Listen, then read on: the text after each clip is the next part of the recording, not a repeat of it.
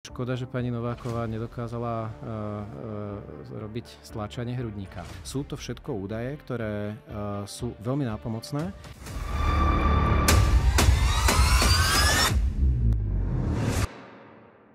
Čo vlastne stane sa, že sa ide na výjazd, do tej sanitky nastúpia nejakí ľudia. Kto sú tí ľudia? No, hovorím, že ich je 10 typov, čiže sa to môže veľmi líšiť. Ale povedzme si taký základ. Máme posádku RZP, rýchla zdravotná pomoc, kde sedia 2 zdravotnícki záchranári. A potom máme posádku rýchlej lekárskej pomoci, kde sedí 1 lekár a 2 zdravotnícki záchranári. A vodič. Ten je zároveň zdravotnícky záchranár. Áno? Okay. Hej. Z toho dôvodu, že tie lekárske posádky chodia na tie najťažšie stavy, tak my tam potrebujeme aj ďalšie ruky. Okrem toho máme teraz ponovom aj lekárske posádky, kde je lekár a 1 zdravotnícky záchranár, ktorý je zároveň vodič, čiže sú tam celkovo 2 ľudia. Aj na aute, ktoré nemusí byť ako veľká sanitka. A fungujú v tzv. Stretávacom režime, že vychádzajú vždy na zásah spoločne ešte s posádkou s 2 záchranármi, čiže sa pri tom pacientovi stretnú. Všetko toto je robené v záujme optimalizácie využitia lekára, preto aby ten lekár bol čo najviac mobilný. Okay. Ja aj túto prácu som išiel robiť s tým, že chcem ľuďom pomáhať, chcem zachraňovať životy a chcem byť tam, kde som potrebný.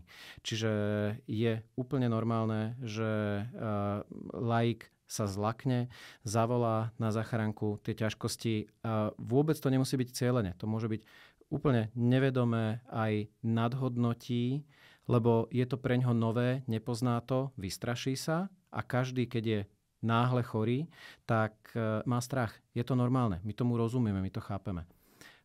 Čo ale potrebujeme, je mať možnosť, aby ten lekár bol disponibilný v situácii, kedy príde za pacientom, vyšetrí ho, zistí, že ten stav nie je taký vážny, že by potreboval lekára aj po tom, čo ten lekár už urobí nejaké základné intervencie, tak ho ponechá v starostlivosti 2 zdravotníckych záchranárov, plne kvalifikovanej starostlivosti a ten lekár sa uvoľní do systému naspäť a môže ísť povedzme na vážnu dopravnú nehodu. On sa kvázi prihlási operátorovi, že už som ready. Už som ready, keď môžem ísť. Idem ďalej. Okay.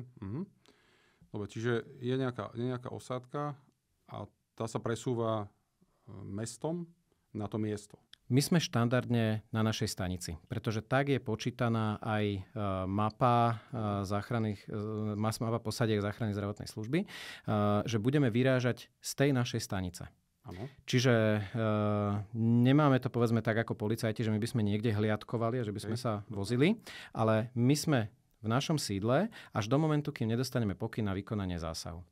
Pokyn na vykonanie zásahu dostávame formou dátovej vety na mobilné zariadenie, čiže nám nikto netelefonuje, zrazu sa nám rozozvučí alarm na tom zariadení a dostaneme identifikačné údaje pacienta, pracovnú diagnózu, nejakú jednu vetu v stručnosti napísaných ťažkostí, ktoré pacient udáva a jeho presnú lokalizáciu.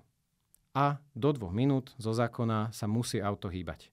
Okay. Bez ohľadu na to, čo práve robíme. To znamená, že do 2 minút sedíme vo vozidle, pozemná posádka záchrannej zdravotnej služby nemá možnosť ten zásah odmietnúť.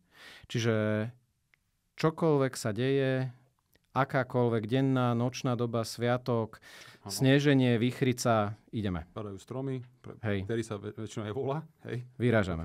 OK, ide sa. Čiže vy sedíte vo vozidle, je tam ešte kolega, ste 2? My sme momentálne tam, kde pracujem ja. Teraz v tejto chvíli sme 3.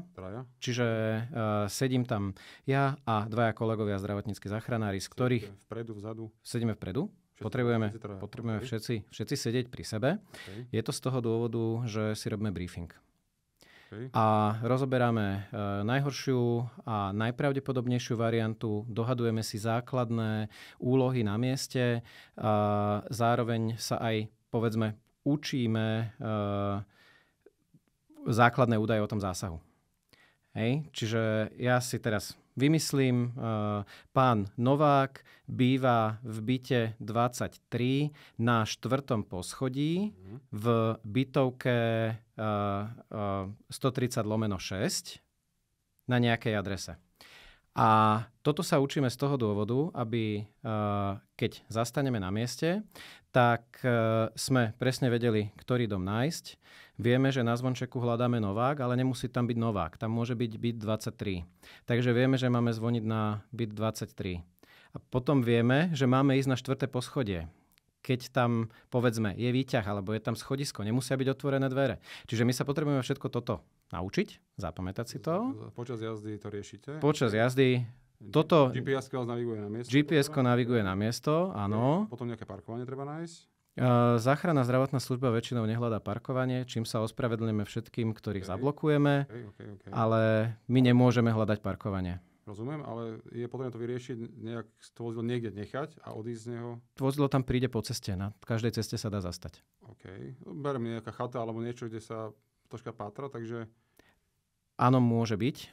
Nás zvykne navigovať GPS-ko priamo na ten bod. V súčasnosti už aj závisí ešte od mobilného zariadenia, pokiaľ mám správne informácie, ale dá sa zistiť aspoň približná lokalizácia s presnosťou. Neviem vám teraz presne povedať, na koľko metrov, ale to znamená, ak vy zavoláte, tak ten operátor v závislosti od vášho mobilného zariadenia vás aj môže priamo vidieť, lokalizovať a vie tam poslať A ešte otázočka, vaša miestna osobná znalosť o tom okolí je povedomie o tom, že sme, neviem, hliadka číslo 30, máme tento región pod sebou, je to ten istý ako región, predpokladám? Áno. Čiže vy máte nejakú informáciu, aké sme tu mali hasičov, že oni vedia z dopravného servisu alebo niekde len posielajú správu o tom, že ktorá cesta je uzavretá, kde sa kope, kde... Všetky tieto informácie máme aj my. Okay. Čiže vy ste informovaní o okolí, idete na to miesto, parkovanie neriešite, berete so sebou nejaké caky-paky, nejaké veci. Áno. Počas toho briefingu si presne dohodneme, kto berie čo a čo bude prvý úkon, čo s tým vybavením robí, vzhľadom na to, čo je najhoršia možná a najpravdepodobnejšia varianta. Každý ten zásah, každá posadka má nejakého vedúceho zásahovej skupiny. V prípade lekárskej posadky som to ja, v prípade záchranárskej posadky je to ten záchranár s vyššou kvalifikáciou. Čiže idete k zvončekom, keď predpokladáme, že pán Novák je na 4. v bytovom dome. Hľadáte Nováka. Áno, zazvoníme. Ak je Novák, otvára, ak nie je Novák. A dúfame, že dvere nie sú zamknuté. Čo sa deje potom, ak tam Novák nie je? Tak tam môže byť číslo bytu 23, ktoré vieme. A preto sa vás napríklad bude ten operátor počas telefonátu pýtať, že aké je číslo vášho bytu. Čo vám môže prísť strašne divná otázka. Ale áno, je to presne preto, že my to potrebujeme vedieť. Môže sa pýtať, aké meno máte na zvončeku. Okay. A človek, ktorému sa stalo niečo zlé, alebo jeho blízkemu, tak hovorí, prečo sa ma pýtate takéto somariny? Preto, aby sa k vám tá posadka dostala. OK, čiže operátor volá s dotyčným. Áno. Vy o tej komunikácii nemáte... Ak vieme, že ide o bezprostredné ohrozenie života, tak sme vyslaní na miesto aj kľudne bez akýchkoľvek ďalších informácií, iba máme lokalizáciu. To znamená, že prvé, čo sa bude pýtať, aj ten operátor bude, kde sa nachádzate. OK. Zvoláte 155, máte silnú túžbu povedať, čo sa stalo, operátor sa vás ale bude pýtať, pane, kde sa nachádzate? Aby vedel, že koho. Hej. To je prvotná vec, ktorý mal... A v prípade, že povedzme došlo ku kolapsu, pacient je v bezvedomí, nedýchá, je potrebné začať oživovanie, tak kľudne vyražame na miesto s tým, že máme nahlásené zastavenie krvného obehu a lokalizáciu. Nevieme, či je to po úraze, bez úrazu, dieťa, dospelý muž, žena, meno, nevieme nič. Až na mieste. Nie. Dostávame priebežné hlásenia v priebehu cesty. Kam? Opäť na to isté zariadenie, kde dostávame pokyny o zásahu. Ten zásah sa aktualizuje. OK, čiže príjete tam, prechádzate cez dvere, pani Nováková vás čaká. Idete výťahom, ale idete po schodoch?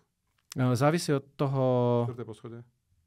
Ak vidím, že ten výťah je dole, a vidím, že je to výťah, ktorý je modernejší, rýchlejší, tak pravdepodobne tam tým výťahom aj budem rýchlejšie, ako keby som tam vyšiel so všetkými našimi vecami. Vlastných síl? OK. V prípade, že vidím, že ja idem na 12. poschodie a výťah je teraz na 13. a idem k resuscitácii, tak beriem schody. OK. Fú. S tým, koľko máme kil na sebe... Koľko?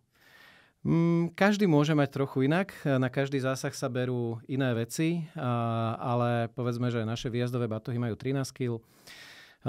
Naše prístroje na monitorovanie základných životných funkcií majú 16 kg, k tomu nejaká odsavačka, nejaký kyslík, ktorý je v teda kovovej fľaši. Toho vybavenia nie je málo. Vácka bude. No, myslím si, že áno. Ale zase na to máme aj programy pripravení a trénovaní, aby sa záchranári a lekári udržiavali fit. U nás nie sú ako keby povinné testy fyzickej pripravenosti. Je to niečo, čo robíme nad rámec. A robíme to kvôli tomu, že chceme sa udržať dlhodobo fit. Chceme túto prácu, väčšina z nás ju robí preto, že ju naozaj robiť chce. Záchranku človek nepôjde robiť preto, že si povie, nemám čo iné. Hej? Ale preto, že ho to zaujíma, že je taký typ povahy a chce toto robiť, tak sa vydá na tú cestu a chce tú prácu robiť dlhodobo. Na to, aby ju mohol robiť dlhodobo a nemal bolesti chrbta, bol schopný sa hýbať, tak práve slúži program pripravený a trénovaný a snažíme sa promovať aj ten zdravý životný štýl, cvičenie, fyzickú výkonnosť, správnu manipuláciu s bremenom, ako zdvíhať pacienta. Super. A chceme, aby sme boli schopní aj vybehnúť na to 12. poschodie aj s vecami a nemusieť čakať na výťah s takým tým vnútorným pocitom, že sa otvorí, keď tam... toto by som mal byť schopný zvládnuť. Pani manželka je pred dverami, čaká s mobilom v ruke, šťastná vás badá, vy tam príjete takto pekne nahodený. Čo sa deje potom? Tak si poviem, že škoda, že pani Nováková nedokázala robiť stláčanie hrudníka. Už sú to spolu, tak už ako... Lebo v prípade zastavenia krvného obehu ten operátor linky tiesňového volania bude navigovať volajúceho na to, aby si telefón prepol na reproduktor a aby začal stláčať hrudník. A bude mu dokonca počítať stlačenia kvôli správnej frekvencii. Bude mu spievať, rátať, čokoľvek robiť preto, aby ho udržal v optimálnej frekvencii. V zahraničí už nie je ani neobvykle to, že sa zapína video, aby ten operátor aj videl toho volajúceho a vedel ho navigovať, či ten hrudník stláča dostatočne efektívne. Pri zastavení krvného obehu prestáva byť okysličený mozog a od toho momentu ten mozog začína odumierať. Nejakých 3 až 5 minút ešte v závislosti od fyzickej výkonnosti dokáže človek zvládnuť. Mnohí majú aj tak potom trvalé následky. Ja nevnímam stres nevyhnutne ako zlý, lebo stres nás aj pripravuje na to, aby sme podali výkon. A sú zásahy, ktoré sa nás dotknú. Preto aj u nás máme psychologa. Nás si volajú na pomoc. Ideme, pomôžeme, vyriešime, prinášame